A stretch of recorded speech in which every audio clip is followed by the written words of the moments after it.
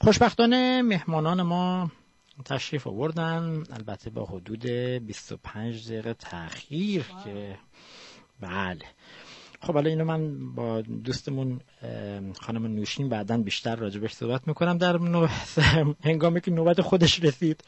اما اول از شما شروع میکنم خانم معوش الاسفندی. خیلی خوش آمدید به استودیو و خوشحالم که در خدمت شما هستیم. من هم سپاسگزارم از اینکه به من فرصت دادید که در خدمت شما باشم. خواهش میکنم، باعث افتخاره که ما در خدمت شما هستیم خانم الاسفندی. و من میدونم که برای بسیاری از شنوندگان به هر روی شما چهره آشنا هستید، اما احتمالاً شنوندگانی باشند که با شما شاید اونگونه که باید آشنایی نداشته باشند و هرچند که میدونم یادآوری این حادثه تلخ برای شما یک کار بسیار دشواریه، ولی مجبورم از شما بخوام که از در واقع محمد و عبدالله فتحی، دو فرزند جانباخته خودتون آغاز کنید که اگر اشتباه نکنم بعد از حوادث خونین 88 در ایران اعدام شدن، درسته؟ بله. من معوش الاسفندی هستم، مادر دو سربه‌دار محمد و عبدالله فتحی که در 27 اردیبهشت 1390 در زندان دستگرد اصفهان و در بند الف تا 13 ماه زندانی بودن که از این 13 ماه حدوداً 9 ماه رو در انفرادی بودن و هر دو با هم و همزمان با هم اعدام شدند. و اتهام چی بود خانم؟ به اتهام سرقت مسلحانه. اتهام سرقت مسلحانه، بله. و چی میتونیم در رابطه باشون بگیم؟ چون من یک فیلمی از شما بعد از اعدام توی یوتیوب منتشر شده بود که از همان هنگام در واقع میشد واقعا شجاعت شما رو ستود و بعد با فعالیت‌های بعدی که شما داشتید به راستی که این امر را به اثبات رسوندید که نماد یک مادری معترض هستید که نمیگذارند خاورانهای جمهوری اسلامی از یاد مردم ایران بره. اما چرا حالا صرف نظر از اتهامی که رژیم اسلامی و بیدادگاه‌های رژیم اسلامی میزنن، جرم اصلی یا اتهام اصلی چی بود؟ دقیقاً اتهام اصلی که جمهوری اسلامی وارد کرد به فرزندان من سرقت مسلحانه بود. ولی اینکه فرزندان من و نحوه دستگیریشون هر دو در مسافرت و تعطیلات نوروزی بودن و این اتفاق که افتاد در واقع توی ایام عید بود و دیدیم که گفتن بچه ها دستگیر شدن و وقتی که ما دنبال این قضیه رو گرفتیم که چه اتفاقی افتاده، چه چیزی شده، ما متوجه نبودیم که چه اتفاقی افتاده تا یک چیزی حدود 2 الی 3 ماه بعد از دستگیریشون بود که به ما اولین ملاقات رو دادن و وقتی که من اونجا حضور پیدا کردم و با فرزندانم صحبت کردم ازشون واقعا پرسیدم قضیه رو که آیا این جریان حقیقت داره. بعد اونها گفتن که مامان این بهترین چیزیه که میتونه برای ما وجود داشته باشه، یعنی این اتهام بهترین چیزیه که برای ما میتونه وجود داشته باشه. گفتم من نمیدونم شما از چه نظر این حرف رو میزنید که میتونه براتون بهترین چیز باشه، ولی برای من مادر واقعا سخته توی فامیل، توی اجتماع یک جریان اینجوری. بعد گفتن که مامان اجازه بده و همین جریان همینجوری که از ادامه پیدا بکنه و نهایت ما خیلی که بخوان زندانی برای ما ببرن 2 ساله و منم واقعا نمیدونستم، سرگردون به هر دری هم که میزدم هیچ چیز رو نتونستم واقعا بفهمم که چی بوده و درگیر جرم فعالیت سیاسی بودن که به یک همچین جرمی متهم میشن. این رو باید برگردیم به عقب یه مقدار، چون فرزندان من از کودکی، یعنی در واقع میشه گفت از زمانی که خودشون رو شناختن در کنار پدر و مادرشون فعالیت داشتن داشتن و بیشتر در کنار پدرشون.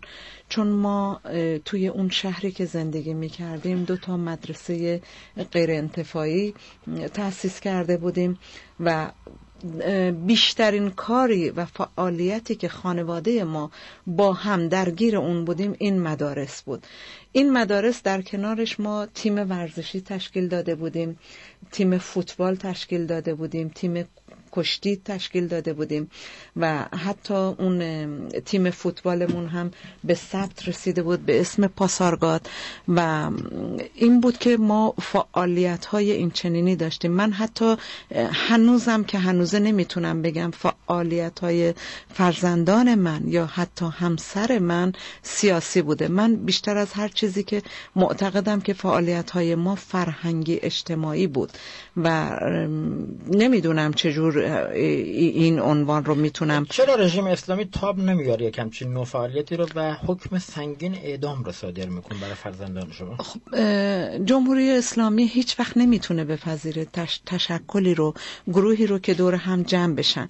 ببینید اون فعالیتایی که ما میکردیم دائم با مردم سر و کار داشتیم، یعنی دائم جلسه داشتیم، دائم تشکیلات داشتیم با هم دیگه، با مردم شهرمون و حتی میتونم بهتون بگم که اون NGO'ایی که تشکیل داده بودیم، همسرم یعنی البته بیشتر و هر 2 فرزندمون که پسرامون باشن، ولی من بیشتر همون سرگرم کار تدریس و اینجور چیزها بودم. ولی به هر حال رژیم بر نمیتابه وقتی که بدونه که یک فعالیتی داره انجام میشه و یک گروهی دارن پیرامون یک موضوع، حالا اون موضوع حتی اگر سیاسی هم نباشه، اون موضوع اجتماعی فرهنگیه، ولی نمیتونه بپذیره. من حتی یه مثال کوچک براتون بزنم. تو اون محیطی که ما زندگی میکردیم یک محله رو اختصاص داده بودن به کوی فرهنگیان، یعنی اونجوری بود که فرهنگی‌ها باید میرفتن توی اون محله خونه میگرفتن، ساکن میشدن و در واقع اون محیط اختصاص داشت به فرهنگیان. اینها بعد از چند ماه که این کوی رو تأسیس کردن و قرار شد فرهنگی‌ها برن و اونجا ساکن بشن، شاید به تعداد انگشتان دست هم نبود که فرهنگیان رفتن از اون خونه ها رو گرفتن، ولی بعد دیگه گفتن که نه و جلوی اون کار رو گرفتن. شما ببینید این تشکل نبود، این یک کار سیاسی نبود، ولی همه وحشتشون این بود که این معلم ها وقتی همه با هم همسایه بشن و توی یک کوی یا محله ساکن بشن، ناخودآگاه مهمانی های خواهند داشت، ناخودآگاه گرد همایی های خواهند داشت، ناخودآگاه با همدیگه تبادل نظرهای خواهند داشت و این چیز باعث نگرانی رژیم شد و حتی جلوی اون کار رو هم توی محله ما، توی اون شهری که ما ساکن بودیم گرفتن و اجازه ندادن حتی فرهنگی‌ها بتونن یک محیط، یک محله رو از نظر حتی زندگی عادی و روزمره داشته باشن. شما هم خودتون معلم بودید هم همسرتون، درسته؟ بله، ما هر دومون معلم بودیم و فرزندان ما هم توی همون مدارس ما درس خوندن و بعد هم که درسشون به پایان رسید برگشتن و توی مدارس خود ما به کار گرفته شدن. یعنی محمد فرزند بزرگتر من شده بود معلم ورزش مدرسه ما و عبدالله فرزند کوچکترم شده بود معاون پدرش و تمامی کارهای اداری ما رو در رابطه با مدارسمون ایشون به عهده داشتن. بسیار خوب خانم الاسفندی، ما باز هم به شما برخواهیم گشت. اجازه بدید با نوشین عزیز هم یک سلام علیکی داشته باشیم. نوشین جان خوش آمدی، ممنونم از اینکه دعوت ما رو پذیرفتی. مرسی، منم سلام دارم به شما و شنوندگان رادیوتون. خب خانم، من امروز متوجه شدم که ما همکار رادیویی هم هستیم، درسته؟ بله و به همین دلیل گفتم 25 دقیقه تأخیر رو به حساب شما میذارم که با کار رادیویی آشنایی دارید. خواهش میکنم. مرسی. بسیار خوب. نوشین جان خسته نباشید. برای شما در ارتباط با ریحانه جباری هم یکی از در واقع تشکل‌هایی بودید که فعالیت وسیعی داشت، کمیته علیه اعدام، درسته؟ کمیته علیه اعدام یا کمپین؟ کمیته بین‌المللی علیه اعدام. بله، یعنی همون کمیته که خانم احدی و خانم الاسفندی رو در واقع دعوت کرده برای اجرای برنامه. بله کاملا درست. خب ما اول به این بپردازیم نوشین جان یا اول به داستان ریحانه بپردازیم؟ اول به برنامه شنبه بپردازیم یا داستان ریحانه؟ شما به عنوان مجری هر کدوم رو اختیار دارید بپرسید. پس ببینیم از داستان شنبه شروع کنیم که کوتاه‌تره تا بعد برسیم به داستان غم‌انگیز ریحانه جباری. بله. شنبه برنامه کی شروع میشه؟ جزئیات برنامه یه مقدار برای شنونده‌ها توضیح بدیم ممنون میشه. بله. ببینید ما یک توری رو از طرف کمیته بین‌المللی علیه اعدام و نهاد مادران علیه اعدام داریم که این تور از آلمان شروع شد که سخنرانا مینا احدی و مهوش عزیز بودن. بعد در استکهلم یک کنفرانس دیگه داشتیم و روز شنبه 8 هم در اسلو ما کنفرانسی رو خواهیم داشت با مهوش علاسفندی و مینا احدی. این کنفرانس در رابطه با اعدام هستش و به اصطلاح مهوش عزیز و مینا احدی سخنرانای این کنفرانس هستن. این کنفرانس ساعت 5 بعد از ظهر شروع میشه و مکانش رو هم راستش من توی موبایلم داشتم که موبایل الان نیوردم. لیتراتورهوسه درسته؟ بله. فقط آدرسش رو احمد جان شما میتونی از ور آدرس من بگی عزیز؟ بسیار خوب. آدرس رو ما بعداً متعاقباً به اطلاع شما شنوندگان عزیز خوبمون خواهیم رساند. خب علاوه بر سخنرانی دو مهمان عزیز خانم مهوش و مینا احدی، بله توی این کنفرانس به اصطلاح به جز این دوتا سخنرانی نمایش فیلم دو برادر که نمایش فیلمی از محمد عبدالله فتحی هستش به نمایش گذاشته میشه و سخنران ها صحبت میکنن. بعدش جلسه یک گفتگوی آزادی رو خواهیم داشت که مهمانا میتونن سوالاتی رو که خواهند داشت از مینا و مهوش بپرسن و همینطور پذیرایی هم از مهمان ها خواهد شد. ببینید علاوه بر مسئله اعدام به طور عام آیا موضوع خاصی در این کنفرانس قرار است مورد بررسی قرار بگیره؟ بله ما میخوایم در رابطه با به اصطلاح اعدام هایی که در جمهوری اسلامی میشه و سازماندهی که برای علیه اعدام هستش و بخوایم در برنامه‌مون داشته باشیم، در برنامه آتیمون که متمرکزتر و متشکلتر بتونیم در رابطه با علیه اعدام و علیه جمهوری اسلامی مبارزه بکنیم رو توی این کنفرانس خواهیم داشت. بله. خب الان متاسفانه بپردازیم به این داستان غم‌انگیز ریحانه که من میدونم شما از جمله تشکل‌هایی بودید که تلاش بسیاری کردید برای توقف و لغو این حکم غیر انسانی، ولی سرانجام این حکم اجرا شد و ریحانه نیز به خیلی عظیم قربانیان اعدام پیوست. چرا جمهوری اسلامی بر اعدام ریحانه علیرغم فشار افکار عمومی این همه اصرار ورزید و نهایتاً ریحانه اعدام شد؟ ببینید جمهوری اسلامی از اول سرکار اومدنش با اعدام و کشت و کشتار به اصطلاح پایه‌گذاری شده و برای بقای حکومتش هم برای رعب و وحشتی که توی جامعه باشه قطعاً اعدام اسلحه دستش هستش. همونطور که منصور حکمت میگن اعدام قتل عمد دولتیه و جمهوری اسلامی با برنامه ریزی جون انسانی رو میگیره. متاسفانه توی ایران در زمانی که روحانی سر کار اومده تا به الان نزدیک 825 نفر اعدام شدن و شما شاهد افزایش روند اعدام ها توی جمهوری اسلامی هستیم. در رابطه با کمیته بین‌المللی علیه اعدام بخوام برگردم، کمیته بین‌المللی علیه اعدام که از سال 2004 شروع به کار کرد بر علیه اعدام، قصاص و سنگسار توی به اصطلاح ایران و کشورهای دیگه هم مبارزه کرد. کمپین های بین‌المللی زیادی رو داشتیم، از جمله کمپین سکینه آشتیانی و کمپین احسان فتاحیان، شهلا جاهد، کبرا رحمانپور، اگه خاطرم باشه افسانه نوروزی و آخرین کمپینی رو هم که ما داشتیم کمپین ریحانه جباری بودش.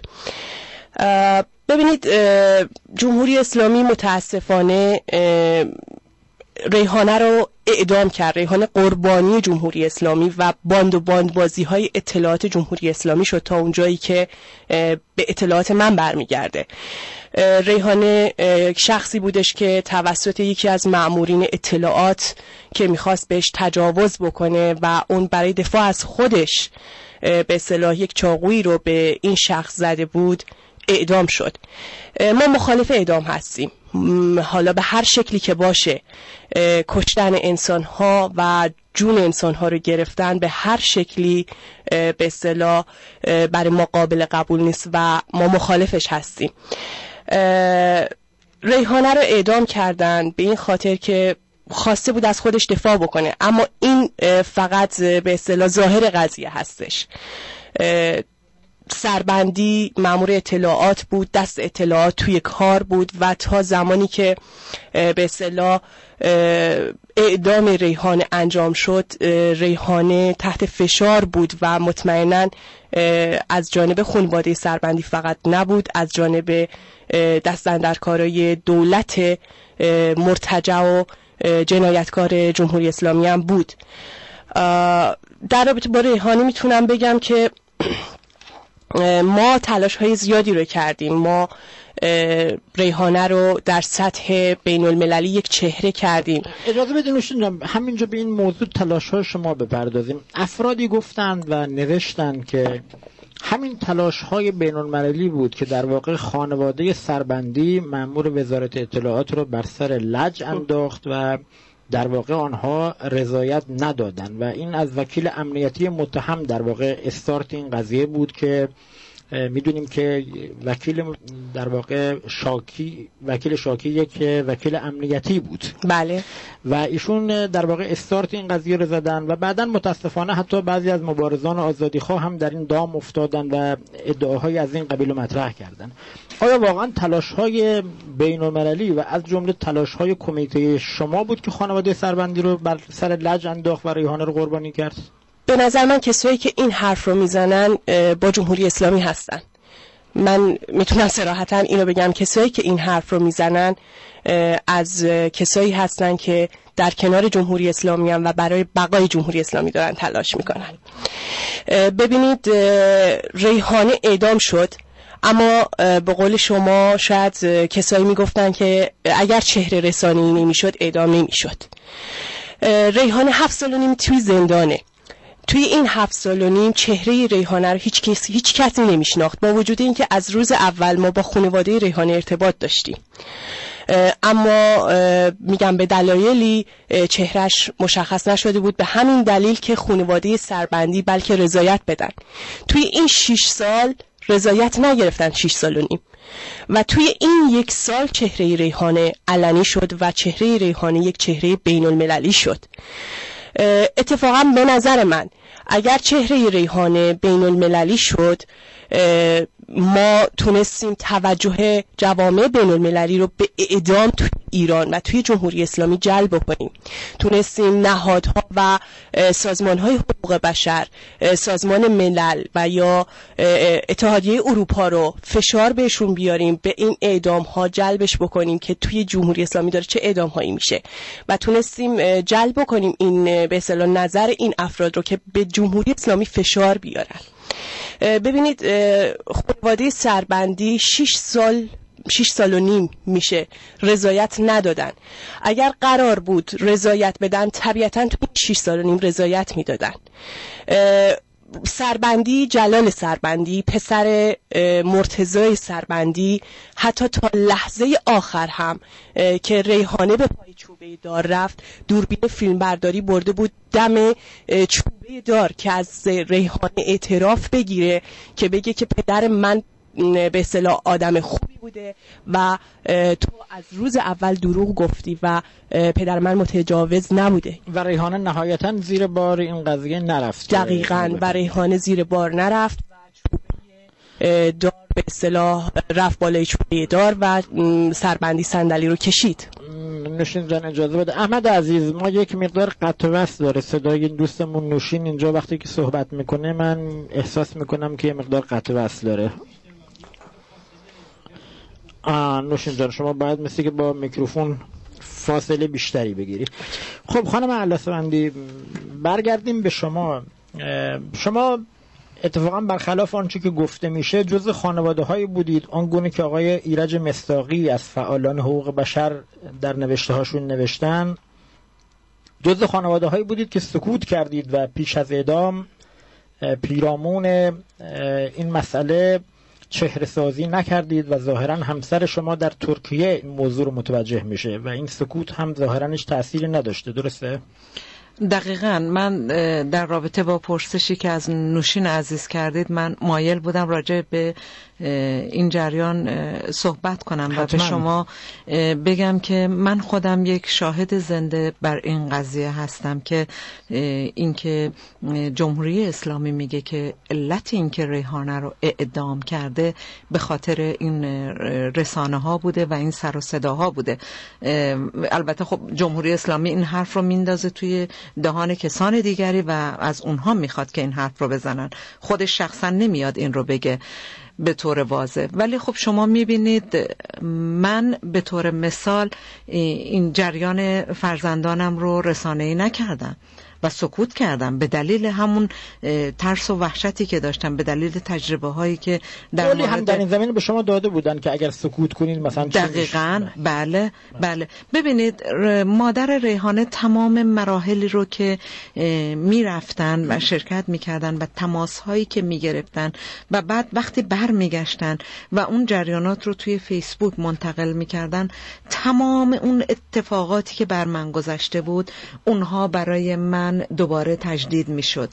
ببینید مادر ریحانه یک بار تصمیم میگیره که با قرآن و دست گل بره و از خانواده سربندی بخشش بطلبه و عیناً این اتفاق برای من افتاد زمانی که میخواستم برم پیش دادستان حبیبی و در مورد فرزندانم که این خبر جسته و گریخته به گوش من رسیده بود که ممکنه بخوان بچه ها رو اعدام کنن.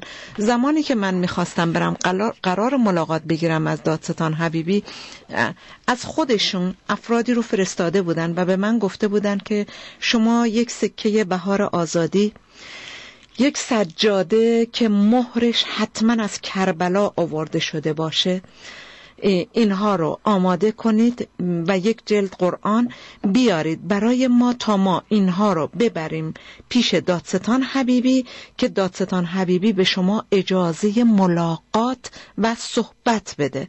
شما ببینید تمام این مراحل، تمام این سختی ها، تمام این در زدن ها و در واقع اون تقلاها رو من هم انجام دادم تا جایی که زمانی که من میرم پیش اون شورای عفو و بخشودگی و طبق اون چیزی که خود اونها به من پیشنهاد داده بودن میخوام که ازشون تقاضا بکنم که فرزندان من رو ببخشن و من اونجا فریاد زدم و بهشون گفتم که من و همسرم به این کشور خدمت کردیم، زحمت کشیدیم، فعالیت کردیم، این فرزندان ما رو نکشید، هر جوری که هست تحت هر شرایطی که هست اینها رو نگه دارید. حتی من ازشون خواستم با تمام وجود